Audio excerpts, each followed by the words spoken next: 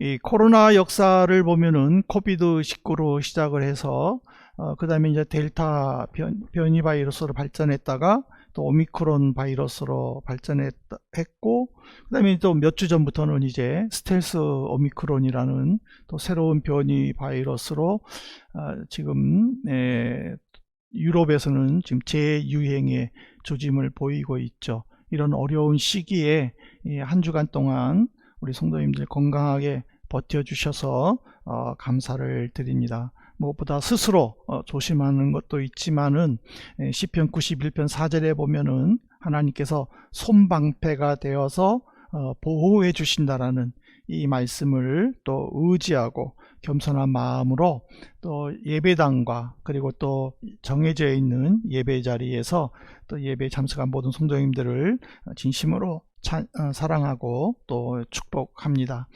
모쪼록 드려지는 이 찬양 속에서 위에서 내려주시는 위로로 마음의 평안을 누리시기를 저는 간곡히 기도를 하겠습니다. 3월 20일 오늘이죠.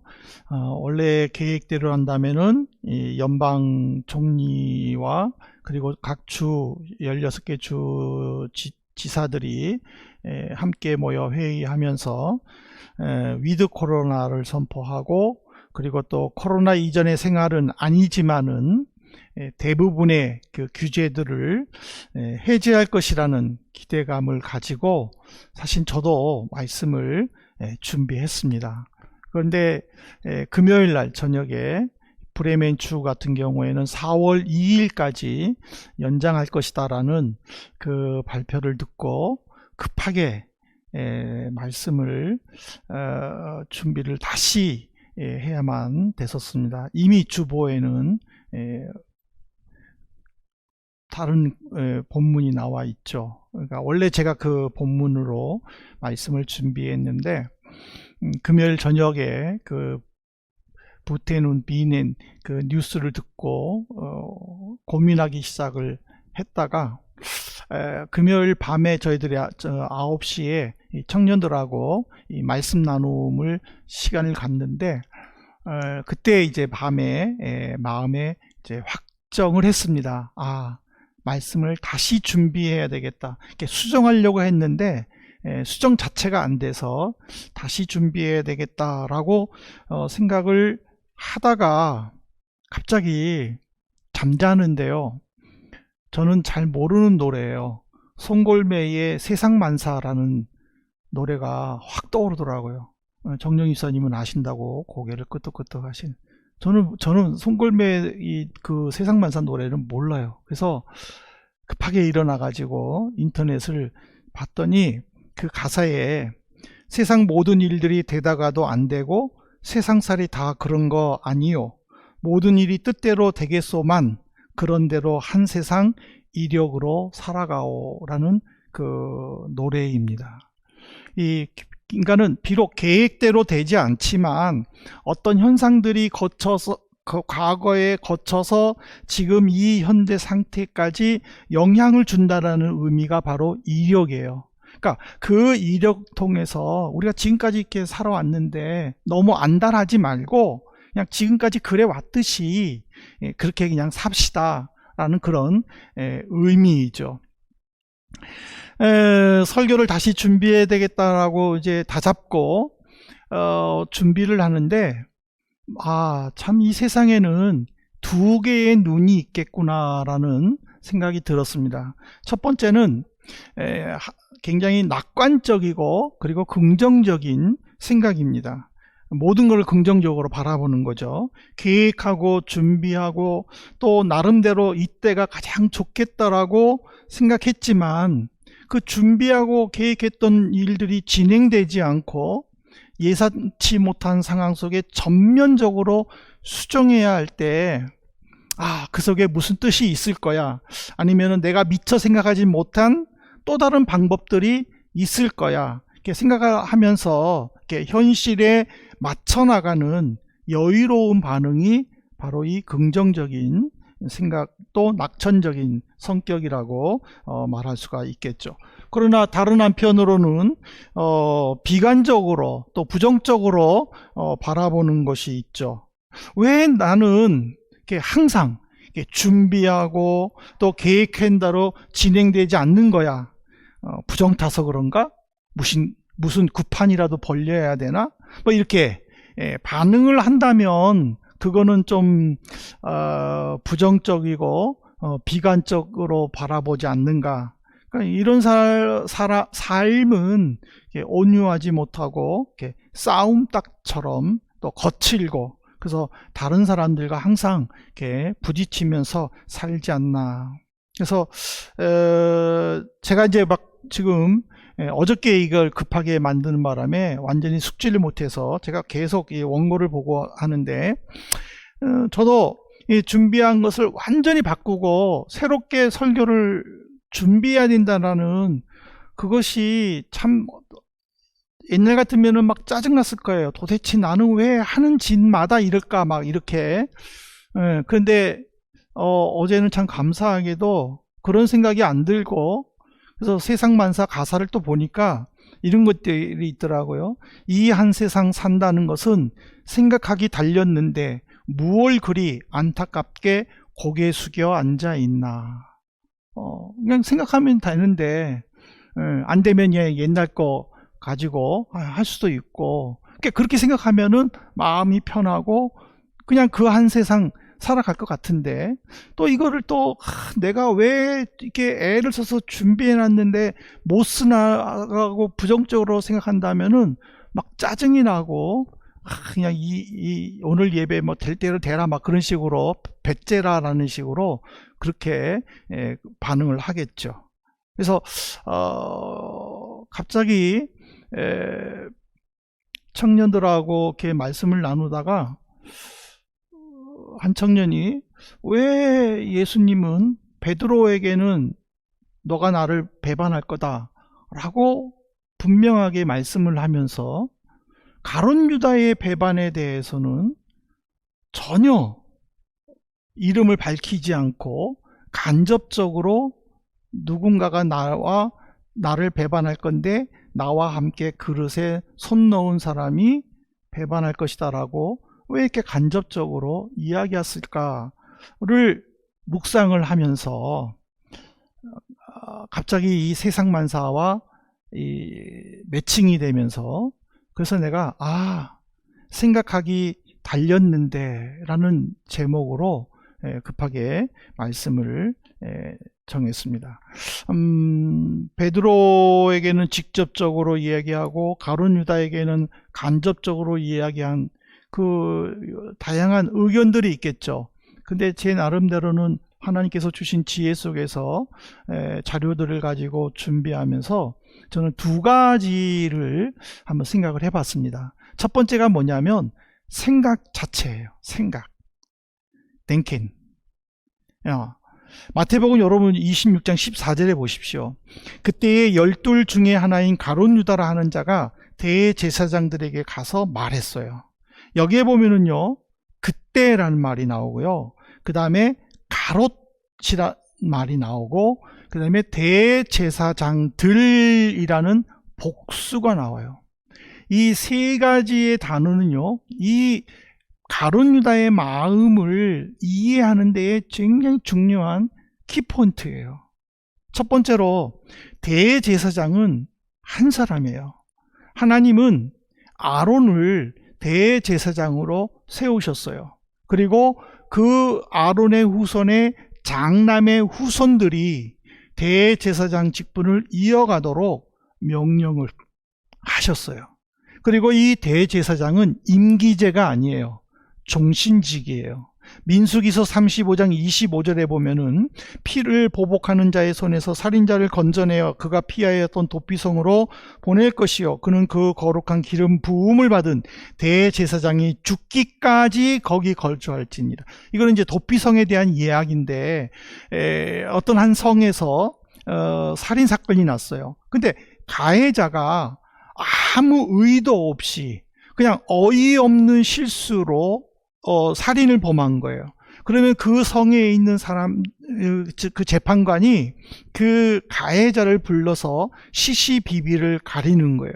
정말 이 사람이 어떤 의도를 가지고 살인을 했다. 그러면은 율법에 의하여 처벌을 받지만은 이 사람이 정말 어이없이, 그러니까 우리나라 속담에도 그거 있잖아요.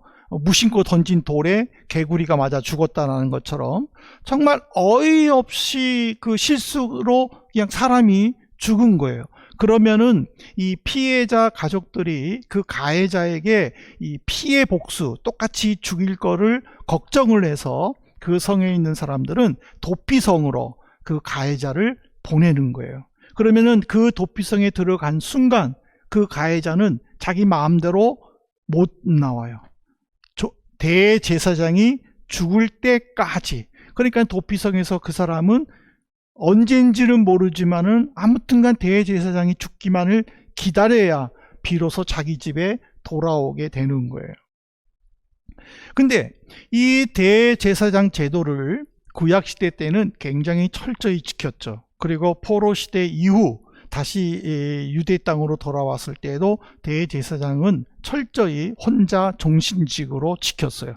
그런데 이것이 언제 깨졌느냐? 누가복음 3장 2절에 보십시오. 안나스와 가야바가 대제사장으로 있을 때에 하나님의 말씀이 빈들에서 사가랴의 아들 요한에게 임한지라. 지금 세례 요한이 활동할 즈음이에요. 근데 오늘 여기 본문에 보면은요, 굉장히 중요한 단어가 나오죠. 사람이 나오죠.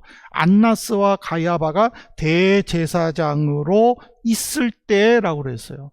아니, 대제사장은 혼자인데 왜 안나스와 가야바가 대제사장이라는 복수가 나오냐라는 거예요. 이것이 또 중요한 키포인트가 되는 거예요. 세례 요한이 활동했었을 때, 즉 AD 30년 중반쯤 됐을 때부터 전부터 로마가 유대를 정복을 하면서 자기들 마음에 맞는 사람을 대제사장으로 임명을 한 거예요. 그래서 이제 그 중에 이제 안나스는 AD 6년에 황제 구레뇨에 의해서 임명을 받았어요. 그런데 15년에 발레리우스 그라티우스 황제로부터 해임을 당한 거예요. 그리고는 이스마엘과 시몬이라는 사람이 대제사장으로 있었다가 AD 18년에 바로 안나스의 조카요 사위인 요셉이 대제사장으로 임명을 받아요. 그러면서 그 이름을 가야바로 대제사장의 명칭을 쓴 거예요. 그러니까는 이 요셉이라 불리는 가야바는 안나스의 전임 대제사장의 조카이면서 사위예요. 그러니까는 이 안나스는 자기 사위가 대제사장이 되니까 공식적인 석상에서는 대제사장을 안 하지만은 비공식적으로는 대제사장 행세를 한 거예요. 근데 누가는 그것을 바로 이 성경에 기록한 거예요. 그래서 비상식적, 율법적인 모습을 지금 이 안나스와 가야바가 엄함으로 말미암아 이들이 주동이 되어 예수님을 죽이는 데 앞장서게 되고 이들에게 야합한 가룟 유다가 등장하게 된다는 것을 지금 이 말씀에서 가르쳐 주는 거예요. 왜냐하면 그 당시에는 이 대제사장은요, 일반 사람들은요 만날 수가 없었어요. 산헤드린 공의회든지 또는 성전에서 일하는 사람들이나 가끔 대제사장을 받지 일반 백성들은 대제사장을 볼 수 없었는데, 바로 이 가룟 유다가 대제사장을 만나 이야기했다라는 것은 이미 그때 가룟 유다는 예수님을 팔 결심이 확고했고 그들에게 내가 어떤 방법으로 예수를 넘겨줄 건가, 그리고 얼마를 줄 건가 흥정하기 위해 만났다라는 것이죠. 왜냐하면 종교 지도자들은 예수를 죽이고 싶었기 때문에 기회를 엿보고 있었는데 그 추종자 중에 한 사람이 내가 넘겨주겠다라고 얘기하니까는 안 만날 필요가 없는 거죠. 그 다음에 이제 두 번째로 우리는 가룟 유다를 봐야 돼요. 근데 가룟 유다의 유다는 이름이에요. 그럼 가롯이 뭐냐라는 거예요. 이 가롯이 두 가지의 의미가 있어요. 하나는 캐리온이라는 헬라어인데, 이 캐리온이 고유명사로 쓰게 되면은 헤브론 근처에 있는 한 작은 도시가 바로 이 캐리온이에요. 그래서 캐리온 가롯이냐라는 해석도 있어요. 그런데 이것이 고유명사가 아니라 그냥 명사로 쓰게 되면은 명사로 쓰게 되면은요, 이 작은 칼이라는 의미에서 있는 이스카리옷을 가리키는 거예요. 그러니까는 이 작은 칼이라는 의미의 이 이스카리옷은요, 열심당원을 이야기하는 거예요. 이 열심당원들은 정치적인 메시아를 기다리는 거예요. 메시아가 유대에 나와서 로마 정부를 물리치고 멸망시키고 완전 독립국가로서 다윗 왕 시대 때의 영광을 재현시키려는 목적으로 모인 이들이 열심당원이고 이스카리옷이고, 그들은 늘 작은 칼들을 품에 들고 다니면서 로마 군사들, 로마의 고위관리들을 암살하는 그런 사명 속에서 사는 사람이에요. 근데 이 가롯 유다가 바로 그 열심당원 중에 한 사람이었어요. 그래서 가롯이라는 이 뜻은 이 열심당원이라는 이스카리옷에서 나온 말이 아닌가라고 생각을 한 거예요. 왜냐하면 예수님도 마지막 만찬할 때에 이런 말을 했잖아요. 너희 스스로를 지키기 위해서 겉옷을 팔아서라도 칼을 사라 라고 누가복음 22장 36절에 말했잖아요. 왜냐하면 제자들에게 이제는 내가 없음으로 말미암아 어느 누구도 너희들을 지켜주지 못한다. 이제 너희들이 스스로 너희를 지키기 위해서는, 겉옷이라는 것은 그때 가난한 서민들에게는요 전재산이었어요. 이 겉옷을 팔아서라도 칼을 사라는 것은 너희 스스로 몸을 지키라는 거죠. 그때의 제자들은 두 개의 칼을 보여줬잖아요. 선생님, 여기 칼 두 개가 있습니다. 그렇다면은 결국에는 그 가롯 유다는 이미 떠났기 때문에 11명의 제자 중에는 적어도 두 사람이 칼을 품고 다녔었다라는 것을 보여주는 거예요. 그러니까는 예수님의 제자들조차도 메시아는 바로 정치적인 메시아라는 거예요. 예수님처럼 온 인류를 구원하는 것이 아니라 유대를 로마 정부로부터 해방시키는 그런 메시아를 지금 기다리고 또 있었다라는 것을 바로 이 가롯 유다를 통해서 우리에게 가르쳐주고 있는 거죠. 그 다음에 이제 세 번째로는 참 중요한 건데, 이 말씀에 보면은 그때라는 단어가 나와요. 그러니까는 가롯 유다가 내가 예수님을 배반해야 되겠다라고 생각하는 결정적인 계기겠죠. 그 계기가 언제냐는 거예요. 그때라는 것은 바로 전장에 있는, 전절에 있는 마태복음 26장 6절부터 13절에 예수님과 제자들이 베다니의 그 시몬 집에 식사하러 갔죠. 그때에 이제 그 나사로의 동생 마리아가 300데나리온이나 되는 엄청난 액수의 값을 치르는 나드 향유를 예수님 발에 붓고 자기 머리카락으로 이렇게 닦아주는 사건이에요. 근데 그때 공간복음 마태, 마가, 누가는 누가 마리아를 책망했는지에 대해서 자세히 가르쳐 주지는 않았어요. 그런데 요한복음에 그 정체를 밝혔어요. 바로 요한복음 12장 4절에 보면은 제자 중 하나로서 예수를 잡아줄 가롯 유다가 말하되, 그러니까는 요한은 가롯 유다가 바로 마리아의 행동을 보고 왜 너는 가난한 사람들에게 이 돈을 쓰지 왜 예수님에게 허비하느냐라고 책망을 한 거예요. 근데 요한은 가롯 유다가 그 책망하는 의도에 대해서 그는 가난한 사람을 생각한 것이 아니고 바로 예수님으로부터 이제 후원금이 많이 들어오잖아요. 그러면은 이제 예수님은 12제자 중에 누구에게 그 후원금을 관리할 수 있도록, 현대로 말하면은 회계 회개를 세웠는데 그 회개가 가룟 유다였던 거예요. 근데 요한은 가룟 유다는 예수님의 돈꾀를 맡으면서 조금씩 돈을 훔쳐갔다라고 지금, 그러니까 가룟 유다의 책망은 좀 불순한 의도가 있었다라는 것을 지금 가르쳐 주는 거예요. 근데 어쨌든지 간에 가룟 유다는 예수님이 자기 편을 들어주지 않고 마리아 편을 들으면서 나는 죽을 것이다 라고 이야기를 하니까 가룟 유다는, 야, 내가 예수님과 함께 로마 사람들을 다 몰아내버리고 내가 예수님과 함께 이 다윗의 영광을 재현할 건데라는 그런 계획들이 이게 이루어지지 않을 거라고 생각을 한 거예요. 생각을 하다 보니까는 결심을 한 거예요. 배반하겠다고. 그런데다가 자기는 지금 공개적으로 망신을 당했잖아요. 자기가 마리아를 책망했는데 예수님은 즉시로 가룟 유다를 제지를 하니까 주변 사람들에게 자기의 체면이 말이 아니라는 생각이 든 거예요.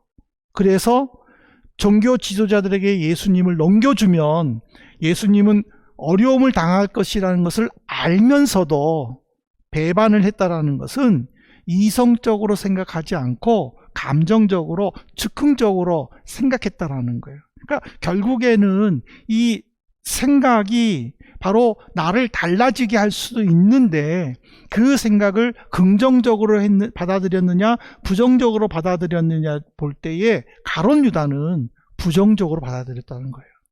내가 그렇게 선생님을 따라다녔는데 왜 나를 인정해 주지 않고 마리아라는 저 여자를 인정해서 나를 왜 이렇게 창피를 줘? 이렇게 악한 감정을 품게 되었다라는 거죠. 근데 두 번째로 더 중요한 거는요, 곁에 있어야 돼요. 곁에. 여러분들 이게 굉장히 중요한 건데 요한복음 13장 30절에 보실래요? 지금 요한복음에서는 예수님이 물론 이제 사복음에 다 나오죠. 제자들과 예수님이 이제 그 나를 배반할 것이다라는 그 말에 대해서 이제 이야기를 하는데 예수님은 이렇게 얘기하죠. 내가 떡을 찍어서 그 사람에게 주는 사람이다 라고 분명히 이야기를 해요. 그리고는 그 떡을 초에 찍어서 가룟 유다에게 줬어요. 이거는 예수님은 가룟 유다에게 회개할 수 있는 기회를 주는 거고 제자들에게는 내가 나를 배반할 사람이다 라고 말했는데도 말하면서 주는 거는 제자들로 하여금 생각하게 해보게 했던 거예요. 그런데 지금 유다는요, 그 조각을 딱 받자마자 예수님을 떠나버렸어요. 이 말은 뭐냐면 예수님이 회개할 수 있는 기회를 줬는데 그것을 거부했다라는 거예요. 그리고 제자들에게는 분명히 말하면서 줬을 때에는 제자들, 제가 지금 예수님을 배반하려고 하는구나 생각하면 붙잡아야 되는데 요한복음 13장 30절 이하에 보면은 지금 가룟 유다가 회개를 맡고 있지, 그래서 지금 유월절 만찬에 필요한 음식을 더 사가지고 오게 하는 건가?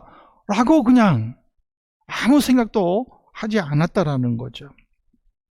이 유월절 만찬에서 그 어떤 한 집안의 가장이 만찬의 집례자죠. 근데 이게 초를 찍어줬다라고 하는데 식초와 꿀을 이렇게 섞은 지금으로 말하면 잼과 같은 거예요. 그것을 찍어서 이렇게 준 거는 그 사람에 대한 최대한의 사랑의 표시예요. 그러면 예수님은 지금 가룟 유다에게 초를 찍어서 넘긴 거는요, 가룟 유다가 배반한 줄 알면서도 그를 지금 굉장히 사랑하고 있다, 너를 믿고 있다라는 그런 표시예요. 그렇지만은 가룟 유다는 떠나버렸죠. 떠나버린 데다가 마태복음 26장 48절에 보면은 대제사장들에게 가서 내가 입맞추는 사람이 예수다, 그 사람을 잡아라 하고 이야기를 하죠. 이 고대 팔레스타인에서 이 양볼의 입맞춤은요, 정말 그 사랑과 존경의 교제를 표시하는 거예요. 예. 그러니까는 그 존경과 사랑의 입맞춤을 바로 이 가룟 유다는 배반의 표시로 바꿔버리고 말았던 거예요. 근데 예수님으로부터 가룟 유다와 함께 공개적으로 배반할 것이다라고 하는 베드로 보십시오. 베드로도 배반할 것이다라는 말을 들었어요. 그리고 가룟 유다가 공개적으로 창피함을 망신을 당했듯이 베드로도 망신을 당했어요. 마태복음 16장 23절에 보면은요, 예수님은 베드로를 향해서 사탄아, 내 뒤로 물러가라 하고 공개적으로 망신당했어요. 사탄이라는 말을 들으면은요, 여러분 안 뒤집어지겠어요? 그렇게 사랑하고 존경하는 선생한테 사탄이라는, 마귀야라는 말을 들었을 때에 내가 여러분들에게 사탄아 물러가라 그러면 어떻게 하겠어요? 아멘 그러겠어요? 아니면 저 목사가 미쳤나 그러겠죠. 예. 근데 베드로는요, 그런 공개적인 망신을 당했는데도 불구하고 예수님 곁을 떠나지 않았어요. 지켰어요. 만찬이 끝나고 예수님이 감난산에 올라가셨을 때에 베드로를 비롯해서 11명의 제자들이 감난산에 올라가셨어요. 감난산에 올라가셨을 때에 예수님은 평소처럼 베드로와 야고보와 요한에게 같이 나와 조금 더 올라가자 이야기하면서 조금 더 올라갔어요. 한 100m 정도 떨어져서 올라갔어요. 그리고는 예수님이 그 세 제자들에게 말하죠. 내가 지금 죽을 지경이다. 나를 위해서 기도해달라 하고는 또 예수님은 조금 더 올라가셨어요. 예수님이 붙잡히셨어요. 다 도망갔어요. 베드로도 도망갔어요. 도망가다가 이거 아니다 싶어가지고 용기를 내가지고 요한과 함께 대제사장 집에 들어갔어요. 물론 여기서 베드로가 3번 부인했지만은, 그러나 누가복음 22장 61절에 보면은 3번째 부인할 때에 예수님이 베드로를 쳐다보았다 그랬어요. 눈 마주침을 느낄 정도로 가장 가까이에 베드로가 있었다라는 사실이에요. 사랑하는 성도 여러분, 누가복음 22장 3절에 보십시오. 12 중에 하나인 가롯인이라 부르는 유다에게 사탄이 들어가니. 마태와 마가는 유다가 스스로 대제사장에게 찾아가서 내가 예수를 너희에게 넘겨줄 것이다 라고 주체가 자기임을 밝혔어요. 그러나 요한과 누가는 주체가, 배반의 주체가 가룟 유다가 아니라 사탄이라고 이야기를 했어요. 예수님의 궁극적인 원수는 바로 사탄이에요. 이 사탄은 예수님을 공격을 했어요. 십자가에 죽게 만들었죠. 그 다음에 공격의 목표는 누구예요?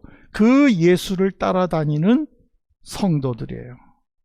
성도들을 유혹을 해서 예수를 배반하게 하고 믿음 생활에서 떠나게 하는 것이 지금 사탄의 모습이에요. 제가 얼마 전에 이 동물의 왕국 비슷한 걸 봤는데, 이 배고픈 사자는요, 그 초식 동물들이 모여 있는 속에서 한 목표물을 결정을 한답니다. 그리고 그 목표물이 자기를 느끼지 못하도록 최근접까지 간답니다. 그리고는 모여있는 무리에 갑자기 뛰어든답니다. 모여있을 때가 아니라 갑자기 뛰어들어가서 그거를 흐트러 버린답니다. 흐트러 버리면서 자기가 목표물로 삼았던 그 한 마리에게 집중적으로 공격한답니다. 사탄도 마찬가지예요. 성도들이 모여 있을 때는요, 누구를 공격할 것인가를 목표물을 찾아요. 일단 목표물을 찾으면은 그 성도 중 한 사람이 흩어지도록 유혹을 한다는 거예요. 그 때문에 우리가 이 사실을 안다면은 베드로처럼 비록 공개적으로 망신을 당해도 예수님으로부터 직접 배반을 할 것이라는 말을 들어도 늘 좋은 생각을 하면서 예수님 곁에 머물러야 한다라는 거예요. 계획대로 되지 않는다고, 세워진 목표대로 되지 않는다고 부정적으로 비관적으로 생각을 하고 행동을 하게 되면은 사탄은 그 무리에서 이탈하도록 하게 하고 결국에는 예수님을 배반하게 하는 거예요. 사탄은 공격자가 아니에요. 유혹자예요. 유혹해서 신앙에서 떠나도록 만드는 거예요. 그래서 종교개혁자 마틴 루터는 이런 말을 했죠. 날아가는 새가 내 머리 위를 날아다니는 것을 막을 수는 없지만 새가 내 머리에 둥지를 만들지 못하게 할 수는 있다고 말했어요. 그러니까 유혹들이 내 머릿속에서 수없이 떠도는 거예요. 오늘 교회 일찍 갈까? 조금 한차 좀 더 늦게 탈까? 뭐 이런 유혹도 오겠죠. 오늘 바쁜데 성경을 읽지 말고 그냥 학교 갈까? 뭐 아니면은 아이고 대충 큐티하고 그냥 갈까? 뭐 이런 유혹들을 하겠죠. 그러니까 내 생각 속에서는 이 유혹들이 많이 나타난다는 거예요. 그 많이 나타나는 그 생각들 중에 딱 하나가 내 머릿속에 둥지에 못 들도록 하는 거는 내 책임이라는 거예요. 수많은 유혹들이 들어오는 거는 막을 수 없다라는 거예요. 마틴 루터에 의하면.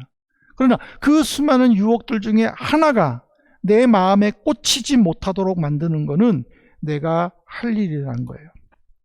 가룟 유다와 베드로는요, 똑같이 예수님으로부터 배반당할 것이란 말을 들었고요, 똑같이 공개 망신을 당했어요.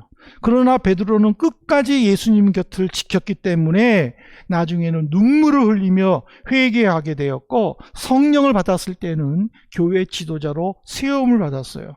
그는 예루살렘 교회의 부흥을 위해서, 하나님 나라 전파를 위해서 힘썼던 인물이었어요. 그러나 가룟 유다는 예수님을 떠났기 때문에 그는 나중에 깊은 후회 가운데에 있었지만은 결국 예수님께로 돌아가지 못하고 자살하는 비참한 생애를 마쳤던 거예요. 어떤 것이든 생각하기에 달린 거예요. 내가 할 수 있다. 좋은 일이 있을 것이다. 반드시 하나님의 뜻이 있을 것이다. 그런 긍정적인 생각을 하면은, 낙관적으로 받아들인다면은 우리는 새로운 역사를 체험할 수 있고요. 그것이 내 삶에 굉장히 큰 유익이 될 수 있는 거예요.